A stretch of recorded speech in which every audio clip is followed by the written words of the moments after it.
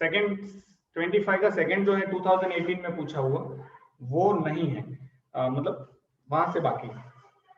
Angle of elevation of point P of the top of the tower QR 50 metre high is 60। देखो एक tower है, एक building है, दो चीजें हैं, आप ये इसको याद रखो। एक PT रखा है और दूसरा रखा है QR। ठीक।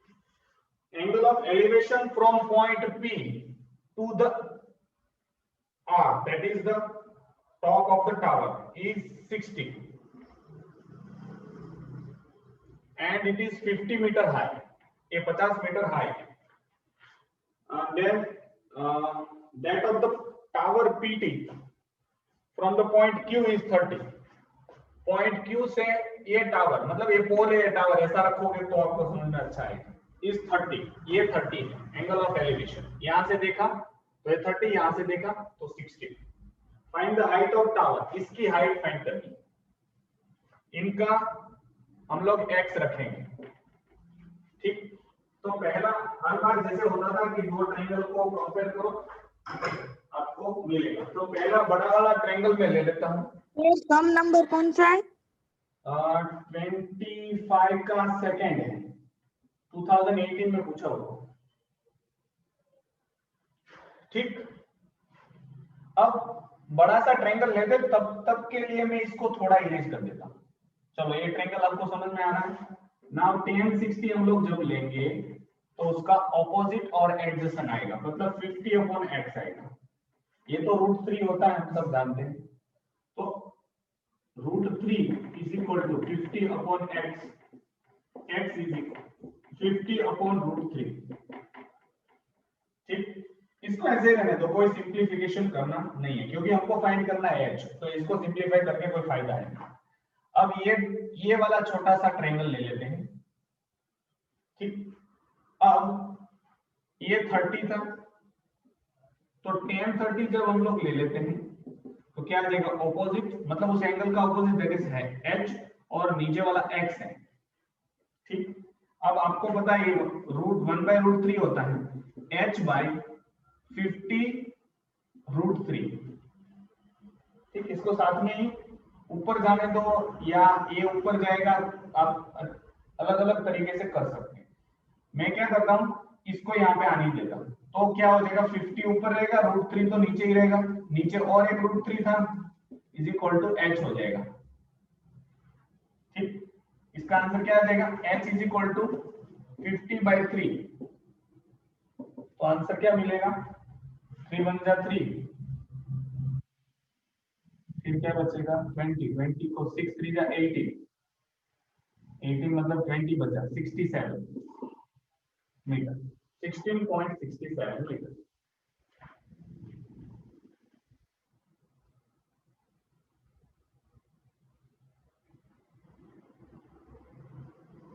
आपको बोला है नियरेस्ट मीटर में, नियरेस्ट मीटर इसका क्या हो जाएगा, 16.67 है, तो 16.5 मतलब 16.5 से बड़ा, तो 17 मीटर ले लेते हैं। तो this is answer. Nearest metre में ढूंढना है। अगर ये 16.5 से कम होता तो 16 रखता है। ठीक। ये पूरा फिगर आपको रखना है, तो मैंने समझने के लिए बात।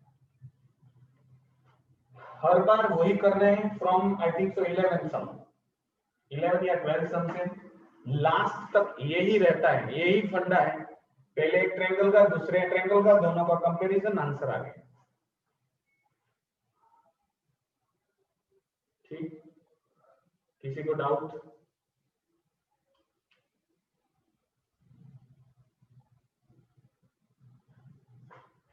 सर एक बार फिर से। छोटा टावर, बड़ा टावर, छोटे टावर के फुट से P से देखा गया बड़े टावर के सर को, तो एंगल ऑफ एलिवेशन 60। बड़े टावर के फुट से Q से देखा गया छोटे टावर के सर को, मतलब टिप को, सो वो आ रहा है एंगल ऑफ 30। इस की हाइट 50 दी है। अब ये बड़ा ट्रायंगल ले लेंगे PRQ वाला,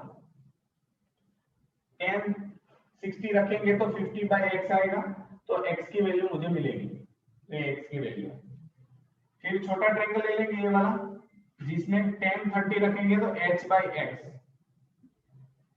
अब x की वैल्यू भी पता है, tan√3 की पता है 1/√3।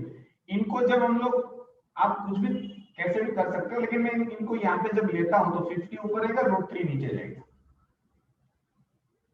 ठीक, वैसे ही मल्टीप्लाई करना 1/√3 इंटू 50/√3 ऐसा, तो √3 हो जाता है, 50/3 16.67, और इसको नियरेस्ट मीटर में चेक करना है तो 17 रहता है। ठीक, मिटाऊं? रेडी। चलो 25 का सेकंड था ये। कोई जगह पे मेथड नहीं चेंज हो रही है, जहां जहां हो रही थी मैंने बता दिया आपको।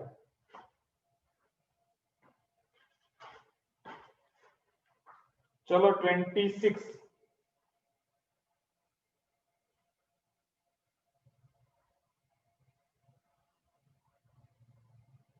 देखो दो सम है, सिंगल सम करने हैं, दो सम, तो दो भाग में मैंने डिवाइड कर दिया बोर्ड को। 26, एक हाई बिल्डिंग, सर हमारे में 26 अलग है, आप में अलग है। वो आप कंपेयर कर लेना वो कौन सा है पता नहीं। ये क्लिफ है, क्लिफ मतलब बहुत हाइट है, माउंटेन होगा, वहां से एक इंसान बैठा है, दो बोट आ रही है, एक और दो, दूसरी। एंगल ऑफ डिप्रेशन उन्होंने बोला है 60 मीटर हाई क्लिफ है, 30 एंड 60, तो आपको ये पता है ये 60 होगा या 30 होगा। आपको क्या फाइंड करना है, distance between boats, x find करना है, y। ये तो पुराना वाला सम था, पुराने वाली मेथड से हम लोग करते थे वो। ठीक, नया क्या है पता, क्लिफ दिखाई देगा ना, क्लिफ है और दो अलग अलग साइड से बोट आ रही है, एक साइड ये है एक साइड ये है, वहां से देख रहा है, दो हमको कैलकुलेट करना है, 60 और 30 बनाना है, एक बोट 30 बनाना है, एक बोट। अब इसका डिस्टेंस कैलकुलेट करना है तो, और ये तो आपको पता है 60 मीटर है। ये दो सम है, एक ही सम में बोला है। पहले तो ये सॉल्व करते हैं। अब आपको पता है ये छोटा वाला ट्रायंगल का tan 60 जब लेते हैं तो 60 और y आ जाएगा। आपको पता है √3 होता है, √3 is equal to 60/y, y is equal to 60/√3। इसको हम लोग सॉल्व नहीं करेंगे क्योंकि y की वैल्यू मुझे नहीं चाहिए, x की चाहिए, दोनों बोर्ड के बीच का डिस्टेंस चाहिए, तो ये वैल्यू हम लोग बाद में रखेंगे। अब हम लोग बड़ा सा ट्रायंगल ले लेते हैं, ये वाला, जिसमें tan 30 opposite that is 60 upon adjacent that is x plus y, लेकिन y की जगह पे अब क्या रखेंगे, इसका आंसर क्या आ जाएगा, √3 कर दो, √3/√3 करो, तो आपको पता है 60 √3/3 मतलब 20√3, तो मैं यहाँ पे 20√3 लिखता हूँ। ठीक,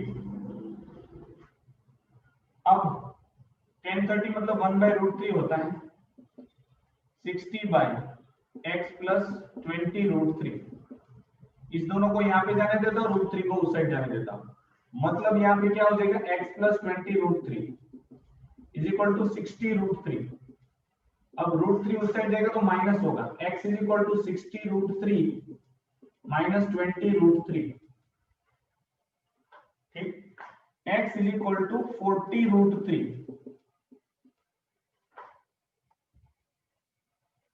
अब x is equal to 40 into 1.732 मतलब कितना हो जाएगा,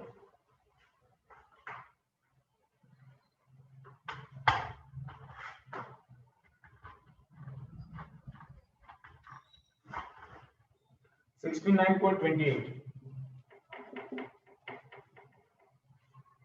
दोनों बोर्ड का अगर सेम साइड पे बोर्ड है, क्लिफ के सेम साइड पे, तो दोनों के बीच का डिस्टेंस है 69.28। अगर दोनों अलग अलग है तो पहले इस ट्रायंगल को फाइंड करेंगे, इसमें x की वैल्यू मिलेगी, फिर इस ट्रायंगल को फाइंड करेंगे, मतलब tan 30 वाला y की वैल्यू मिलेगी, दोनों को प्लस करेंगे, दोनों बोर्ड का डिस्टेंस मिलेगा।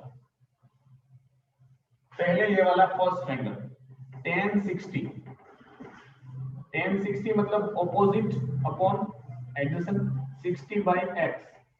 अभी हमको यहाँ पे मिला वो 60 वाला था ना, 60 बाई y था ना, देखो 60 बाई x है तो यहाँ पे √3 is equal to 60 by x is equal to 60 by √3 से रेशनलाइज करेंगे तो मिलेगा 20 √3। इसको ऐसे रहने दो,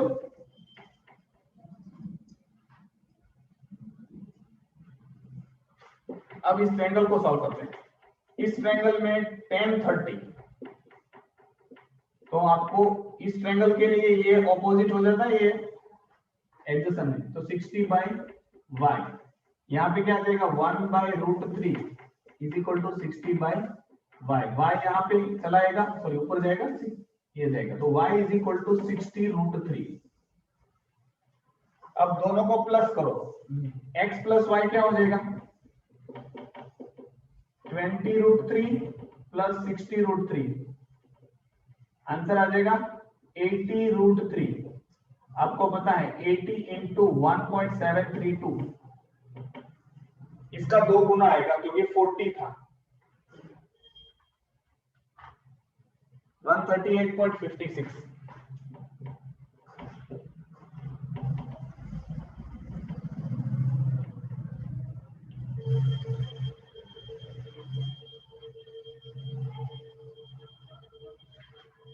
सही है 69 over 38।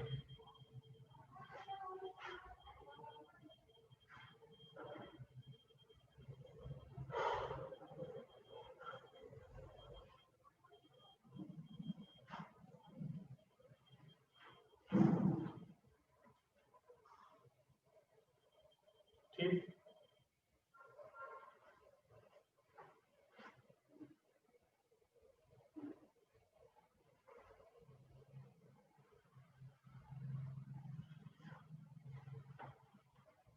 मिटाओ इसको। Yes. चलो, कुछ नया नहीं है, बहुत सिंपल सिंपल है। किसी को कोई डाउट हो तो पूछना, और साथ में आप भी कैलकुलेट तो करते ही जाते होंगे, तो समझ में आ ही जाता है।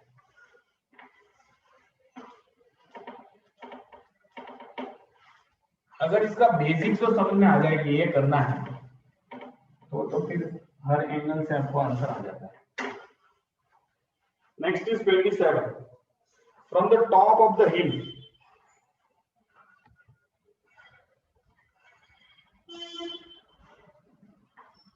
angle of depression of 2 consecutive kilometer storm due cast are found to be 30 and 45. Find the distance of 2 storm from the foot of the hill. दोनों का डिस्टेंस फाइंड करना है, sorry find the distance of 2 stone from the foot, foot से कितना दूर है। तो एक हिल है, मतलब बहुत पहाड़ है, यहाँ पे 2 किलोमीटर के खंबे हैं, तो ये आपको पता होना चाहिए, किलोमीटर के खंबे बोला मतलब इसके बीच का डिस्टेंस 1 किलोमीटर होता है, ठीक, क्योंकि आपको पता है हर किलोमीटर पे खंबा होता है, तो 2 ऐसा बोल दिए 2 किलोमीटर मतलब खंबे हैं, तो उनके बीच का डिस्टेंस 1 किलोमीटर ही होगा। अब यहाँ से एंगल ऑफ डिप्रेशन बन रहा है, तो पहला एंगल जो बन रहा है वो 45 बोला है, 30 बोला है, 45, और दूसरा ये भी 45 बड़ा। अब दूसरा एंगल बन रहा है 30, मतलब ये छोटा एंगल 30 है, तो ये भी 30 हो जाएगा। ये डिस्टेंस फाइंड करना, फिर एक का तो मिल जाएगा, फिर दूसरे का 1 ऐड करो ना करो तो भी आंसर मिल ही जाएगा। ये है हाइट, ठीक, और कुछ नहीं है। चलो पहले ये वाला ट्रायंगल मतलब ये वाला tan 45 क्या आएगा h by x, ये तो 1 आता है, 1 is equal to h by x, h is equal to x, पहला मिल गया आंसर। दूसरा, जब बड़ा ट्रायंगल लेंगे ये वाला तो tan 30, उस tan 30 के लिए ये ऑपोजिट हो जाएगा, पूरा यहां से यहां तक बेस हो जाएगा या एडजेसेंट हो जाएगा 1/√3। अब आपको पता है h is equal to x है, तो यहाँ पे h is equal to x रखना है प्लस x प्लस 1। मैंने x is equal to h क्यों नहीं रखा, क्योंकि मुझे फाइंड x करना है, h नहीं फाइंड करना है, तो वो यहाँ से h चला गया, इनको इस साइड इनको इस साइड, तो ax प्लस 1√3x। ठीक, अब ax उस साइड जाएगा तो √3x minus x is equal to 1, इस साइड तो 1 ही बचेगा। अब आपको पता है, मैंने बहुत बार बताया आपको, √3 मतलब क्या होता है 1.732x minus 1x is equal to 1, तो 1 में से जाएगा तो 0.732 बचेगा is equal to 1। x is equal to 1/0.732 मतलब क्या हो जाएगा 1000/732, 3 0 पे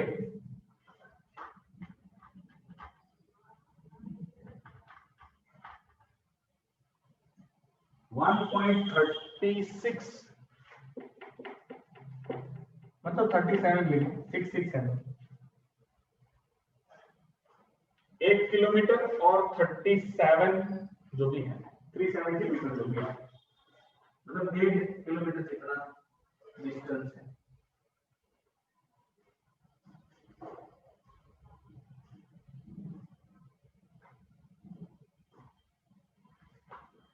अब ये पहला खंबा है, उसका डिस्टेंस हमको मिला, दूसरा खंबा 1 किलोमीटर उसमें ऐड कर दो, तो उसको जो सेकंड है ये जो डिस्टेंस मिला है तो वो फुट से पहला खंबे का डिस्टेंस है। अब दूसरे खंबे का 1 किलोमीटर ऐड कर दो, तो यहाँ पे सेकंड स्टोन का डिस्टेंस क्या हो जाएगा, इसमें 1 प्लस करो, 137 प्लस 1 2.37, दोनों फाइंड करने पड़ेंगे। मतलब पता हो कि भाई 1 किलोमीटर है तो 30 मतलब 1 2 होगा, लेकिन वो हमको करके दिखाना है, या 1.36 रखो कोई प्रॉब्लम नहीं, 1.37 क्योंकि 1.366 कुछ आता है, 6612 ऐसा कुछ, तो मैंने 37 रखा। क्वेश्चन के वर्ड्स को समझ के फिर सॉल्व किया जाता है मैथ्स में, प्रेजेंस ऑफ माइंड होना चाहिए। मतलब कोई क्वेश्चन आपको नहीं पता चल रहा है कि ये क्या बोल रहा है, तो आप थोड़ी देर मतलब देखो कि सांस चल रही है कि नहीं आपकी, तो क्या होगा, कहीं पे भटक रहा होगा दिमाग तो ठिकाने पे आ जाता है ना, मेडिटेशन का एक टेक्निक है। कभी कभार कुछ समझ में ना आए तो उसको देखना है कि मैं खुद जिंदा हूँ, सांस ले रहा हूँ, ठंडी सांस है कि गर्म सांस है, तो जितना पता चल जाए उतनी देर में तो आप वापस आ जाएंगे दुनिया से, कहीं से भी घूम के खुद के पास, तो फिर ठीक हो जाएगा। फिर भी नहीं आ रहा है तो फिर आपकी प्रैक्टिस कम है। ठीक,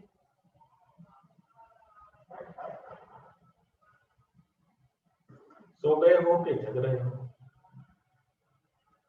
जग रहे हैं। वरना बोलेंगे इतनी अच्छी नींद आ रही है और सर इतनी घटिया सीख दे रहे हैं। चलो मिटाओ, ये था क्वेश्चन नंबर 27।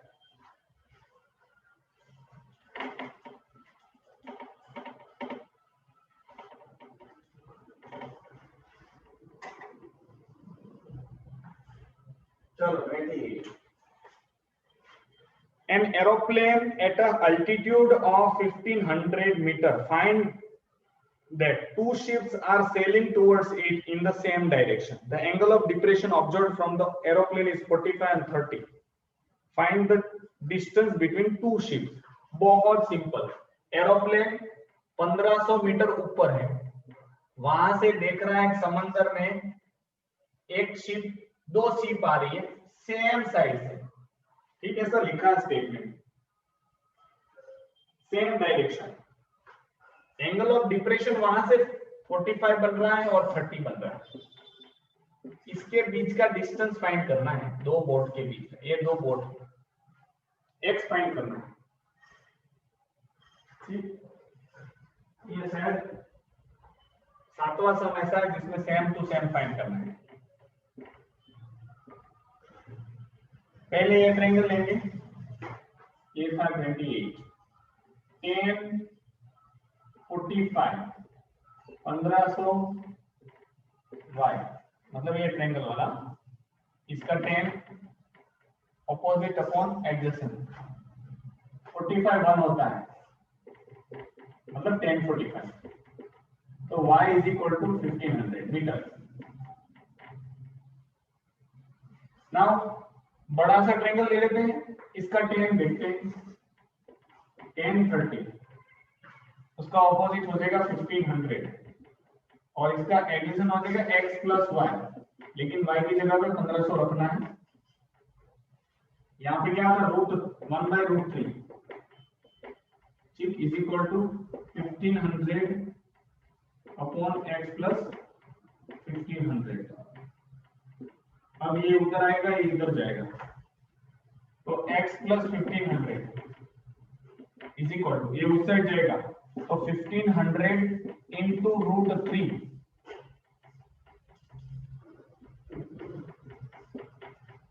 ठीक, इनको सिंप्लीफाई भी कर सकते हैं या नहीं करो तो भी चलेगा, भी तो करना ही पड़ेगा।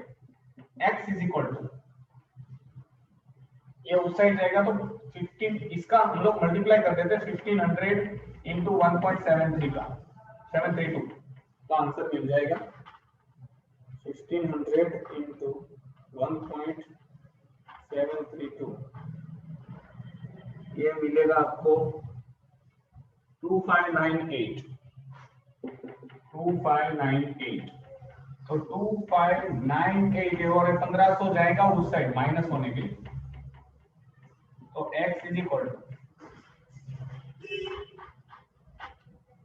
1098 मीटर, दो शिप के बीच का डिस्टेंस है 1098 मीटर।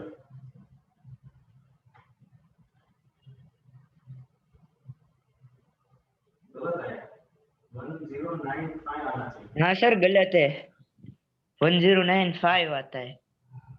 732 देखिए सर, नहीं, उन लोगों ने सिर्फ 0.73 लिया है, हमने 732 ले लिया है, हाँ इसे लास्ट डिजिट में थोड़ा इर्द गिर्द हो गया। चलेगा, 1.73 लेना है, 2 हमारे इससे एक्यूरेट गिनता है। हाँ, इन लोगों से एक्यूरेट हमारा गिना जाता है, चलो कोई बात उन लोगों ने 0.73 लिया है इसलिए।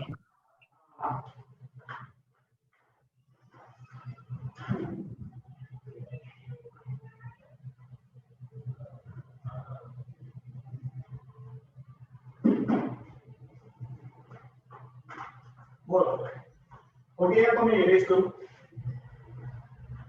Yes.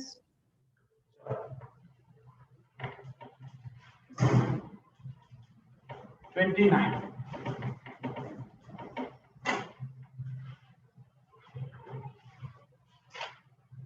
दो बच्चे हैं, ये भी है एरोप्लेन है 250 मीटर ऊपर, दोनों side two boats on the opposite bank, दो बोट है अलग अलग, ये रिवर है बीच वाले, तो दोनों अलग अलग एंगल बना रहे हैं, एक बना रहा है 45 और एक बना रहा है 60। जस्ट अ सेकंड,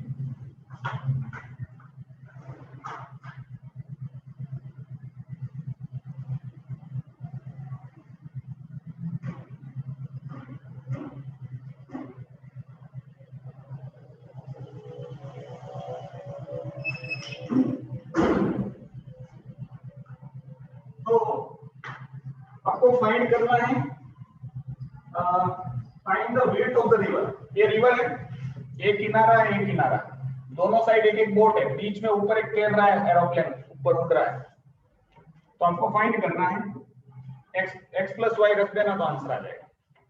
पहला ये ट्रायंगल के लिए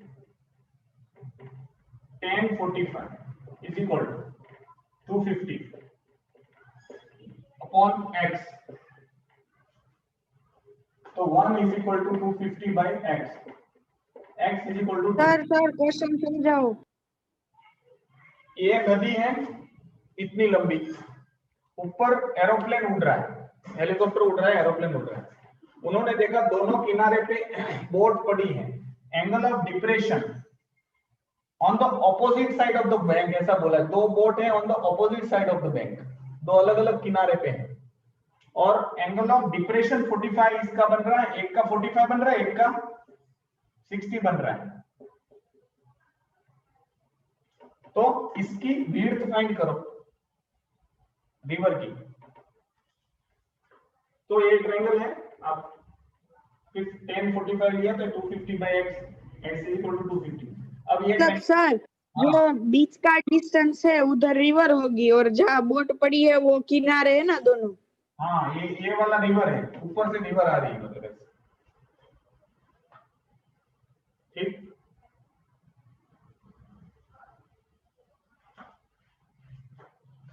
चलो अब ये tan 60 क्या हो जाए 250 अपॉन y, अब √3 होता है इसका, 250 बाई y क्या आ जाएगा, y is equal to 250 by √3। तो वो तो रेशनलाइज करना पड़ेगा, तो आंसर मिलेगा क्या, y is equal to 250 √3 by 3। अब तो ये परेशान करेगा, ठीक है, उसको 250 750 ओके सही है, अच्छा है, इसको ऐसे रहने दो। अब क्या करना है, डिस्टेंस फाइंड करना है x प्लस वाई, तो x प्लस वाई क्या आ जाता है, x क्या है, सॉरी 250 प्लस 250 √3 बाई 3, एलसीएम लेना है तो ये 3 आ जाएगा, तो 3 से मल्टीप्लाई करना पड़ेगा दोनों साइड, मतलब ये एलसीएम लिए, मतलब 750 प्लस 250 √3 तो भी नहीं आएगा, इसको हम लोगों ने कंजस्टेड बना दिया। ये दोनों प्लस नहीं होंगे, वरना बोलेंगे 1000 हो जाता है फिर √3, ये दोनों अलग है, ये √3 वाला है, तो इसको छोड़ो, इसको क्या करते हैं पता है, इसको ऐसे रहने दो,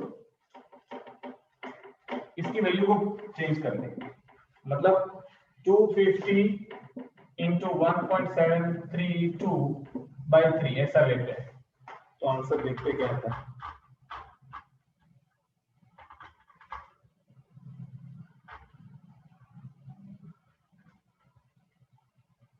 और 33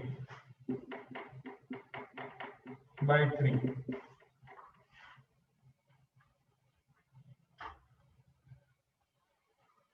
144.33 144.33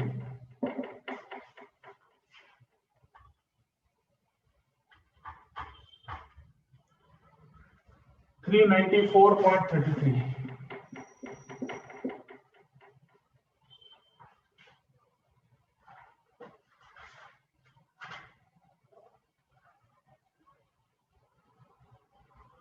394 दिखा है आपको, ओके सही है।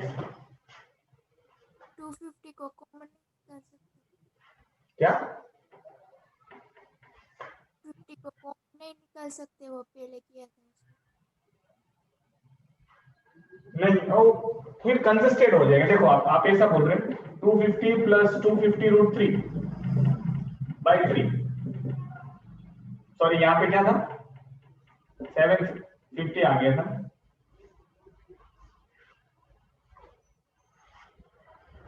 कॉमन कब निकालेंगे,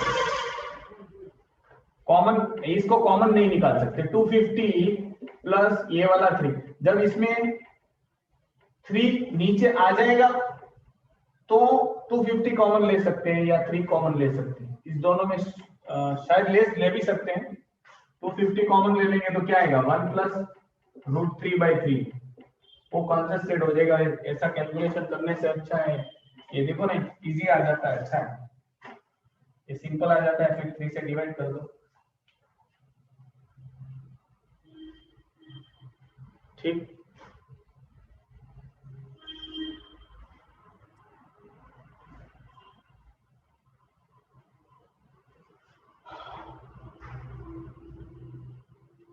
and the last 4 these,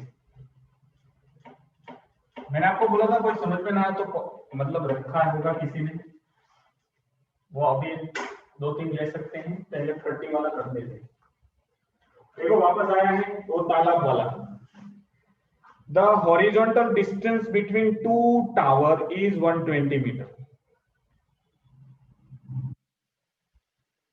The angle of elevation of top and angle of depression of bottom of the first tower as observed from the second tower is 30 and 24. दो टावर है, पहला tower दूसरा tower, ठीक।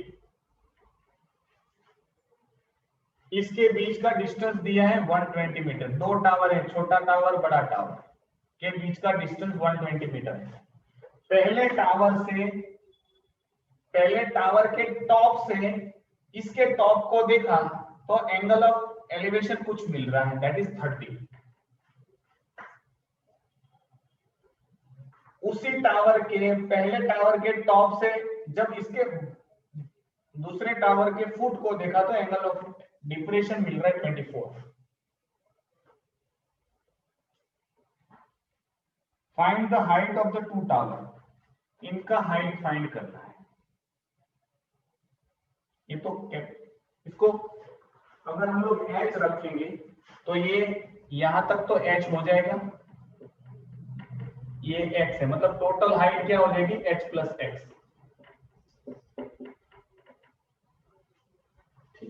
दोनों का find करना है।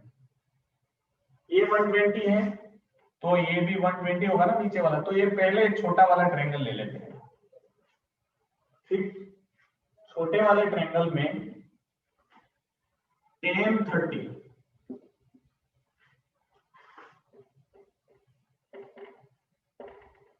क्या आ जाएगा इस छोटे वाले ट्रायंगल में tan 30 ऑपोजिट अपॉन बेस, मतलब x by 120, 1/√3 is equal to x by 120।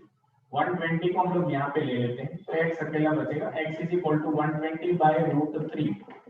अच्छा नहीं लग रहा है तो √3/√3 मतलब 120√3/3 मतलब 40√3। इसकी वैल्यू हम लोग बाद में रखेंगे, या तो निकाल दो तो भी कोई प्रॉब्लम नहीं। x is equal to 40 into 1.732, अभी आया था कुछ 69.28, ये हो गया। अब एंगल ऑफ डिप्रेशन वाला ये है, ये वाला। अब यहाँ पे एंगल ऑफ डिप्रेशन तो इसका ऑपोजिट हो जाएगा h और इसका बेस हो जाएगा ये, क्योंकि 90 यहाँ पे बन रहा है, ठीक। तो अब हम लोग ये लेंगे tan 24 is equal to h by 120। tan 24 की वैल्यू क्या दी है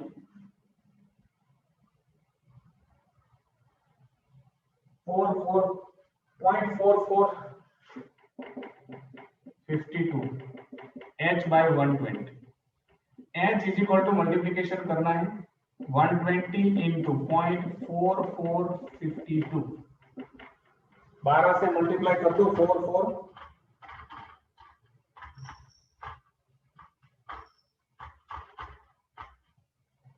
ये आ जाता है 53.42। तो छोटे टावर की हाइट क्योंकि ये 53.42 आई तो छोटे टावर की हाइट उतनी हो जाएगी, तो h इज इक्वल टू ये है। बड़े टावर की हाइट हमको फाइंड करनी है h प्लस x, छोटे टावर का हाइट है 53.42 प्लस x की वैल्यू आई 69.28।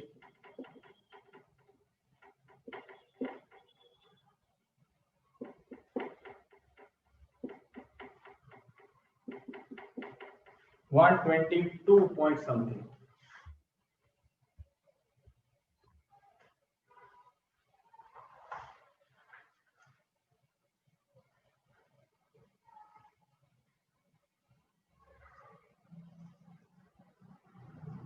ये 12.7 क्या दिया है? ये आंसर दिया ना, पता नहीं क्या क्या फाइंड करना है। Find the height of the two tower, दोनों टावर की हाइट फाइंड करना। ओके, नीट में सही आंसर दे दिया, पीछे आंसर गलत है। एक सही है, ये वाला तो उन्होंने 12.7 दिया है, पता नहीं वो क्यों ऐसा करना चाहते हैं। हिंट में आंसर सही है 122.7, उन्होंने इसको क्या कंसीडर किया, 12.7 कंसीडर किया। गधे में बिल्कुल ये नहीं आएगा, वरना कोई बोलेगा 12 क्यों आया। समझ में आया? पहले रिजॉइन हो जाओ सब लोग, रिजॉइन द लेक्चर, लेक्चर में रिजॉइन हो जाओ।